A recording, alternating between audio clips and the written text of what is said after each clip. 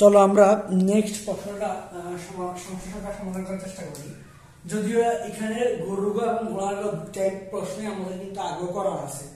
বলে স্যার কিভাবে, একটু আগে আমি বরিশাল বোর্ড 2022 যখন ভিডিওটা করতেছিলাম তখন কিন্তু এখানে ঘোড়ার ওইখানে ঘোড়ার গড় এখানে ঘোড়ার গড় হুবহু সেম, কোনো তফাৎ নাই।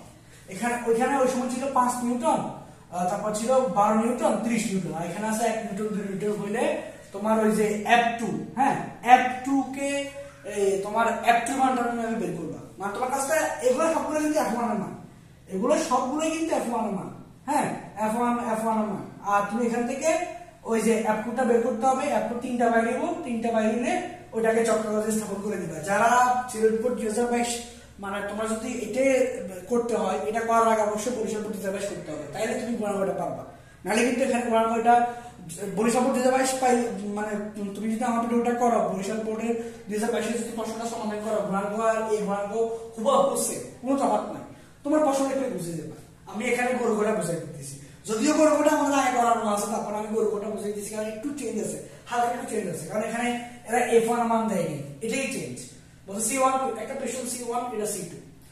ও আবার ওই সময় আমাদের এখানে ডিরেক্ট কিন্তু ইয়া দেওয়া ছিল D1, মানে ভ্যাট দেওয়া ছিল D1 D2 ভ্যাট দেওয়া ছিল। তখন আমরা ভ্যাট থেকে আমরা R1 বের করছি, R1 R2 বের করছি, R1 R2 বের করে তখন আমরা পাই R স্কয়ার, অর্থাৎ এর মানে পরিবর্তে পাই R স্কয়ার, পাই R1 স্কয়ার, পাই R2 স্কয়ার হিসেবে কাজটা করছি না।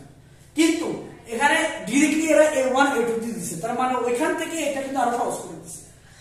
ধরো C1 পিস্টনের উপর 10 কেজি বড় একটা বস্তু রাখছে, C1 পিস্টনের উপর 10 কেজি বড় একটা বস্তু রাখছে, C2 পিস্টনের উপর কি পরিমাণ ঊর্ধ্বমুখী বল প্রয়োগ অনুভূত হবে।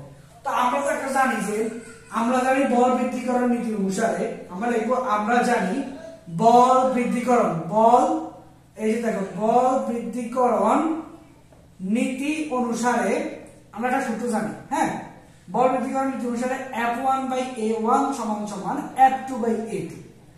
এখন তোমার কাছে চাইছে কার মান, ওই যে C2 পিস্টন অর্থাৎ F2 মানটা চাইছে, যে F2 মানটাই চাইছে। তো তুমি এখান থেকে একটা কাজ করতে পারো, তুমি এভাবে লিখতে পারো F2/A2 মানে এটার সমান এটা লিখতে পারো, F1/A1 লেখাই যায়, এটার সমান এটা যে কথা, এটার সমান এটা একই কথা।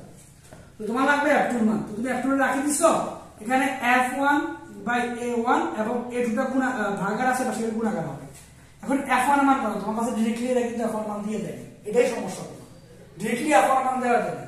তোমার বলে দিয়েছে বস্তু ভর m গুণ কত কেজি, তোমার বলে দিয়েছে 10 কেজি, কত কেজি 10 কেজি। তোমার F1 বের করতে, এখানে যদি বস্তু ভর 10 কেজি মানে অনুভূত হয়, তখন সেখানে বল F কত, আমরা জানি mg, m * g 10 গুণ mg মানে m মান 10 গুণ 9.8, সরি 9.8 তো গুণ করো 9.8 মানে তোমার 10 গুণ করো 9.8 গুণ কত 10 গুণ করলে কত পাইতেছো তুমি 98 নিউটন। সুতরাং F1 এর মানটা কত পাইতেছো 98, হ্যাঁ। এবার তোমার A1 এর মান, তুমি চাইলে A1 এর মানকে মিটারে নিয়ে কাজ করতে পারো, তবে আমি আশা রাখি এখানে যেহেতু A2 কে তুমি A1 দিয়ে ভাগ করতেছো, সো তোমার এখানে এদের যেটা কি আকারে আছে, একটা কি আকারে আছে তোমার এটা দেখার বিষয় না, কারণ অলরেডি তুমি যখন এখানে সেন্টিমিটার দিয়ে আছে সেন্টিমিটার বা চলে যাবে। যেমন আমি যদি তোমাকে বসাই, এখানে A2 মান কত, A2 মান হচ্ছে তোমার 80 সেন্টিমিটার স্কয়ার, আর এখানে A1 মান কত 4 সেন্টিমিটার স্কয়ার। আর আমি যদি বলি সেন্টিমিটার স্কয়ার কাটা তারপর তুমি 4 দিয়ে যদি তুমি 80 কে ভাগ করো, 4 20 কত 80। এবার তুমি 98 লগে তুমি কি করবা, 20 গুণ করে দিবা, 98 * 20 গুণ করে দিলে কত পাচ্ছ তোমার 1960 নিউটন। তাহলে তোমার বল পিস্টনের অনুভূত বলের পরিমাণ কত 1960 নিউটন, যখন F1 এর মান 98 নিউটন। খুব ইজি হয়ে করে ফেলবা। এরপরে যদি আমরা ঘোড়াঘাটা তোমাদেরকে আমাদের গরুঘা শেষ, সেখানে যদি আমরা তোমাদেরকে ঘোড়াঘাটা বুঝেছি, ঘোড়াঘাটা আমি আরেকবার একটু রিপিট করে দিই, সেম কাজটা তুমি এখানে করবে। আমরা জানি বল বৃদ্ধিকরণ নীতি অনুসারে জাস্ট এখানে ঘোড়াঘা যদি আমি রেখে দিই, তাহলে ঘোড়াঘা করলে এবার তুমি এখানে এটা মুছে দিবা, মুছে দিয়ে এখান থেকে এগুলো মুছে দিবা, দেওয়ার পরে দেখো এইখানে তুমি একটা সমীকরণ দাঁড় করাই দিবা, সমীকরণ দাঁড় করাই দিলে এটা হয়ে যাবে আমার একটা সমীকরণ, হ্যাঁ। এখন তুমি এখান থেকে তুমি এখানে F1 এর মান একবার 1 নিউটন বসাইবা, 2 নিউটন বসাবা, 3 নিউটন বসাইবা, যেহেতু A1 A2 মান আছে। যেমন তুমি লিখবা F1 = 1 নিউটন হলে, F1 = 1 নিউটন হলে, তারপর তুমি এখানে এই যে F1 এর মানটা বসাই F2 মান পাই যাবে অটোমেটিক্যালি 1, এবং A2 মান কত, A2 মান হচ্ছে তোমার 80 সেন্টিমিটার স্কয়ার, আর এখানে হচ্ছে a1 এর মানটা কত 4 ভাগ করলে 4 সেন্টিমিটার স্কয়ার বাদ 4 20 80 অর্থাৎ তোমার এখানে কত বাড়িব অর্থাৎ F1 যদি 1 নিউটন হয় F2 মান বাড়িব 20 নিউটন। এভাবে তুমি F2 বের করবা F3 বের করবা তখন যে তোমরা এটাকে সকে স্থাপন করে ফেলবা। আমি একটা করে দেখাই দিছি কারণ আমাদের বরিশাল বোর্ড 2022 এবং সিলেট বোর্ড 2022 হুবহু সেম, কোনো তফাৎ নাই, এই কারণে আমি করে দিচ্ছি। তাহলে এখানে F1 1 নিউটন হলে F2 মান তোমার 20 নিউটন পাচ্ছ।